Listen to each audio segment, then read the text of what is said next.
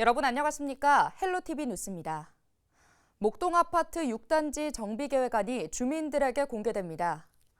양천구는 오는 16일 해누리타운에서 목동 아파트 14개 단지 중 첫 번째로 6단지 정비계획 주민설명회를 연다고 밝혔는데요. 계획안을 보면 목동 6단지는 10만 2천 제곱미터 면적을 대상으로 기존 최고 20층, 1,362세대 규모에서 최고 49층, 2,120세대 규모로 탈바꿈할 전망입니다. 또 주요 공공시설로의 접근성 강화를 위해 단지와 안양천을 연결하는 공공보행통로와 녹지를 조성하고 목동 종합운동장을 연결하는 보행육교도 계획되어 있습니다. 양천구가 구민의 법률 복지 향상을 위해 무료 법률 상담을 연간 104회로 기존보다 2배 늘리기로 했습니다. 지난해까지 매주 월요일 오전 2시간만 진행된 기존 무료 법률 상담은 예약자가 많아 실제 상담까지 한 달 이상 걸리는 등 구민들의 불편이 이어졌는데요. 이에 따라 올해부터는 월요일 오후에도 2시간 상담 시간을 마련하고 변호사도 4명을 더 보강해 모두 10명의 변호사가 상담을 진행하게 됐습니다. 더불어 취득세와 소득세 등 세무 전반에 대한 무료 세무 상담도 매주 목요일 오전 10시부터 2시간 진행하는 것으로 통일했습니다. 무료 법률 세무 상담은 양천구 기획예산과 법무팀에 유선으로 접수하거나 구청 누리집에서 온라인으로 예약할 수 있습니다. 양천구 종량제 봉투 디자인이 15년 만에 전면 개편됩니다. 양천구는 올바른 쓰레기 분리 배출과 구민 편의를 위해 종량제 봉투 디자인을 새롭게 바꾸고 다음 달부터 새로운 종량제 봉투를 판매한다고 밝혔습니다. 변경된 종량제 봉투는 배출 금지 품목 등 배출 방법이 그림으로 묘사돼 누구나 한눈에 이해할 수 있도록 했습니다. 또 대형 폐기물을 배출할 때 필요한 수거업체 목록과 연락처를 기재했으며 동별 배출 요일도 함께 표시했습니다. 새로운 디자인이 적용되는 대상은 생활용과 음식물용, 재사용 봉투이며 색상은 생활용과 재사용은 흰색, 음식물용은 녹색 등 기존과 같습니다. 은평구가 거동이 불편한 어르신을 대상으로 찾아가는 의료 서비스를 제공합니다. 은평구는 지난해에 이어 올해도 보건복지부 장기요양 재택의료센터 시범사업 공모에 선정돼 해당 사업을 추진할 수 있게 됐다고 밝혔습니다. 장기요양 재택의료센터 시범사업은 의료진이 집으로 찾아가 진료 등의 돌봄 서비스를 제공하는 사업인데요. 지원 대상은 거동이 불편해 병원 방문이 어려운 재가 장기요양 수급자입니다. 은평구는 사업 추진을 위해 지난달 20일 산림의료복지 사회적 협동조합 산림의원과 업무 협약을 체결했습니다. 은평구가 오는 31일까지 자동차세 연납 신청을 받습니다. 자동차세 연납 제도는 매년 6월과 12월에 정기적으로 부과되는 자동차세를 1월에 미리 납부하면 세액의 4.57%를 할인해주는 제도인데요. 자동차세 연납은 서울시 세금 납부 앱에서 신청하면 됩니다. 1년 중 서울시에서 발생하는 화재 가운데 1월이 빈도와 인명피해가 가장 많은 것으로 조사됐습니다. 서울시 소방재난본부는 최근 5년간 발생한 화재를 분석한 결과 1월 발생한 건수가 2,629건으로 전체의 9.5%를 차지하며 가장 많았습니다. 인명피해 역시 210명으로 1월이 가장 높았으며 5월이 183명, 11월이 165명으로 뒤를 이었습니다. 화재 원인별로는 부주의가 1,428건으로 절반 이상을 차지했고 장소별로는 건축 공사장과 전통시장 화재가 1월 중에 가장 많이 발생했습니다. 서울시가 지하철 공기질 개선을 위해 초미세먼지 저감 대책을 추진합니다. 이를 위해 앞으로 3년간 3천억 원을 투입해 터널 내 환기 설비를 개량하고 먼지와 분진이 발생하지 않는 자갈을 선로에 깔기로 했는데요. 또 정기적으로 선로 물 청소를 시행하고 터널 내 침전된 슬러지와 미세먼지를 제거하기로 했습니다. 특히 국내 최초로 승강장 실내에 정체된 공기를 승강장 하부 선로에서 정화해 배출시키는 강제 배기 시설을 설치합니다.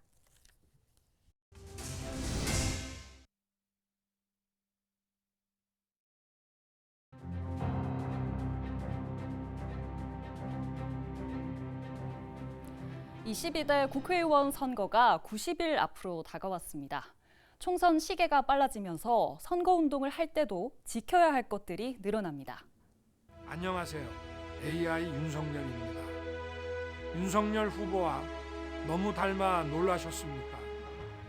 정치권 최초로 만들어진 지난 대선 때 등장했던 윤석열 대통령의 AI입니다. 딥페이크 기술을 활용한 가짜지만 진짜 후보와 같은 모습으로 유권자들과 소통했습니다. 그런데 이번 선거에서는 이런 방식의 선거운동에 제약이 따릅니다. 선거 90일 전부터는 딥페이크 기술을 활용할 수가 없죠. 규정을 어기면 7년 이하 징역, 5천만 원 이하 벌금에 처해집니다. 이런 내용은 이번 선거에서 처음 적용되는 건데 공직선거법 개정법 시행 시점인 이달 29일부터 강제할 수가 있습니다. 다만 선거관리위원회는 본래 법의 취지대로 총선 90일 전인 11일부터 AI 선거 활동을 감시합니다. 제22대 국선 대비 허위사실 공표 비방 특별대응팀을 확대 편성 운영하고 있습니다. 특히 국선 선거일을 90일 앞둔 1월 11일부터는 AI 모니터링 요원, AI 감별반을 좀 조기에 편성 운영해서 시도 선관위 같은 경우에 AI 모니터링 전담 요원을 확대해서 운영을 하고 있습니다. 90일 전부터 금지되는 선거운동을 더 알아볼까요? 먼저 후보자가 되려는 사람은 출판 기념회를 열 수가 없습니다. 책뿐 아니라 방송이나 영화, 사진을 통한 광고도 할 수가 없죠. 현직 국회의원이나 지방의회 의원은 이 시점부터 선거일까지 의정보고회를 하면 안 됩니다. 선거운동만 아니라면 의정활동에 대한 문자 메시지는 전송할 수 있습니다. 이 밖에 선거에 출마할 공직자는 이날까지 사직해야 합니다. 후보자의 활동 보조인이나 투표 참관인 같은 선거 사무 관계자가 되고자 하는 경우에도 마찬가지입니다. 다만 국회의원의 입후보하는 경우에는 사퇴하지 않아도 됩니다. 헬로티비 뉴스 이세진입니다.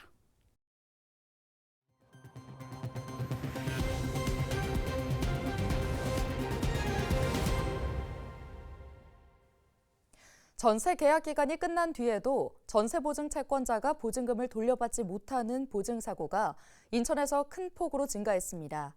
지난해 1월부터 11월까지 인천에서만 5,800건이 넘는 전세 보증 사고가 발생했는데 미추홀구와 부평구가 절반을 차지합니다. 이관성 기자가 보도합니다. 지난해 1월 인천에서 발생한 전세 보증 사고는 252건.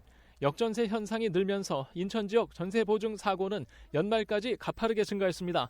4월과 6월에는 각각 400건과 600건을 넘어섰고 8월에는 809건까지 늘어났습니다. 보증 사고 금액도 1월 478억 원을 기록한 이후 4월 800억 원을 넘어서더니 8월에는 1,455억 원까지 불어났습니다.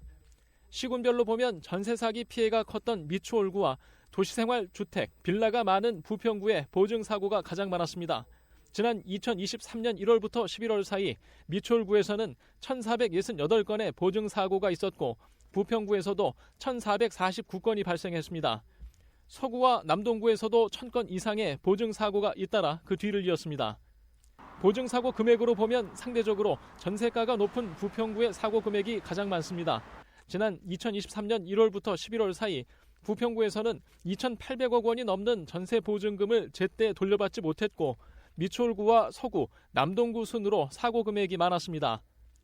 역전세 시장 불안이 계속되면서 주택도시보증공사는 공시가격 인정 비율을 150%에서 140%로 낮추고 담보 인정 비율을 100%에서 90%로 조정한 상황입니다. 빌라의 전세 보증 최대 한도는 공시가의 150%에서 126%로 낮아졌습니다. 150%에서 126%로 강화된 규정을 적용하다 보니까 또 다른 부작용이 생깁니다. 오히려 전세 가격이 또 떨어지게 되면서 본의 아니게 깡통 전세가 또 발생하는 경우들도 있거든요. 그래서 지금 여러 가지 어려운 상황인데 근본적으로는 신뢰가 좀 회복이 돼야 될 것 같고요. 부동산 정보업체 집토스는 최근 국토교통부 실거래가 정보로 올해 전세계약 2년이 만료되는 서울과 경기, 인천 지역의 빌라 12만여 건을 분석한 결과 66%가 동일 보증금으로 전세금 반환 보증에 가입하지 못하는 상황이라고 밝혔습니다. 전세시장 불안 속에 월세로 돌아서는 세입자들이 올해는 점점 더 늘어날 전망입니다. 헬로티비 뉴스 이관서입니다. 경기도가 오는 2027년까지 시내버스 전 노선을 공공관리제로 전환하겠다고 밝혔습니다. 경기도는 지난 10일 경기도청에서 시내버스 공공관리제 출범식을 열었는데요. 출범식에는 김동연 경기도지사와 버스업체 임직원 등 약 200명이 참석했습니다. 시내버스 공공관리제는 경기도형 버스 준공영제로 버스 운영 수익을 도에서 거둔 뒤 일정 기준에 따라 업체에 분배하는 방식입니다. 공공관리제가 시행되면 운수 종사자의 근로 조건이 개선되고 이용객들을 향한 서비스의 질도 좋아질 것으로 예상되는데요. 경기도는 올해 시내버스 1,200대를 시작으로 2027년까지 경기도 전체 시내버스 6,200대를 공공관리제로 전환한다는 계획입니다. 도민들의 발인 버스를 더 편하고 안전하게 이용할 수 있는 틀을 만들었다는 데 대해서 가장 큰 의미를 부여합니다. 약속한 대로 2027년까지 100% 공공관리제를 완성하도록 최선의 노력을 다하고 서울 양주고속도로가 2030년 개통을 목표로 내년 하반기에 공사에 들어갈 전망입니다. 국토교통부는 서울 양주고속도로 민간투자사업 우선 협상 대상자로 포스코 ENC 컨소시엄을 선정할 계획이라고 11일 밝혔는데요. 국토부는 지난해 8월 포스코 ENC가 단독으로 사업을 제안했고 적정성 등을 평가한 결과 선정 기준을 만족했다고 설명했습니다. 서울 양주 고속도로가 개통하면 동두천과 양주시, 의정부시 등 경기 북부 지역의 교통 정체가 완화되고 동두천에서 서울까지 20분 안에 이동할 수 있을 것으로 기대됩니다. 수도권 인구 집중 현상이 심화되면서 수도권과 비수도권 인구 격차도 점점 벌어지고 있습니다. 2023년 말 기준 수도권 인구는 2,601만여 명으로 비수도권 인구 2,531만여 명보다 70만 명 많은 것으로 나타나는데요. 행정안전부는 2019년 수도권 인구가 비수도권 인구를 추월한 이래 격차가 지속적으로 증가해 역대 최대를 기록했다고 밝혔습니다. 권역별로는 경기도가 전년보다 4만 1천여 명 늘었고 인천시가 3만 9천여 명이 증가한 것으로 집계됐습니다. 두 지역 모두 전입이 전출보다 많은 순유입이 이뤄졌습니다. 인천시가 행정 개편을 앞두고 올해 하반기 조직 개편에 나섭니다. 시는 2026년 7월부터 바뀌는 2군 9구 체제 개편을 미리 준비하기 위해 오는 6월 국급의 가칭 구설치 준비단을 한시기구로 신설해 운영하기로 했다고 밝혔는데요. 우선 시는 개편이 이뤄지는 중구와 동구, 서구청 소속 공무원들로 준비단을 편성하기로 했습니다. 이들은 임시청사 신설과 인사, 조직, 조정교부금 개선 작업을 맡게 됩니다. 이와 함께 시는 보건정책을 확대하고 어르신과 기초생활수급자 등 취약계층에 대한 복지 강화를 위해 현재 운영 중인 보건복지국을 보건국과 복지국으로 다시 나누는 방안도 검토하고 있습니다. 유정복 인천시장이 시민소통에 나섭니다. 인천시는 오는 15일부터 2월 5일까지 미추홀구와 옹진군을 시작으로 10개 군구 연두 방문을 진행한다고 밝혔는데요. 이번 연두 방문에서 시와 각 군구의 정책을 공유하고 균형 발전을 도모하기 위해 건의사항을 청취할 계획입니다. 또 관계 공무원들과 함께 행정 절차나 재정 지원이 필요한 부분에 대해 심도 있게 논의할 방침입니다. 이어 군 구의회와 기자들을 만나 차담회를 갖고 시정 운영 방향에 대한 의견도 수렴하기로 했습니다. 특히 올해는 시민 소통을 강화하기 위해 생생톡톡 애인 소통을 군구마다 개최할 예정입니다. 서울 지역 택시 불편 민원 접수가 1년 만에 20% 감소한 것으로 나타났습니다.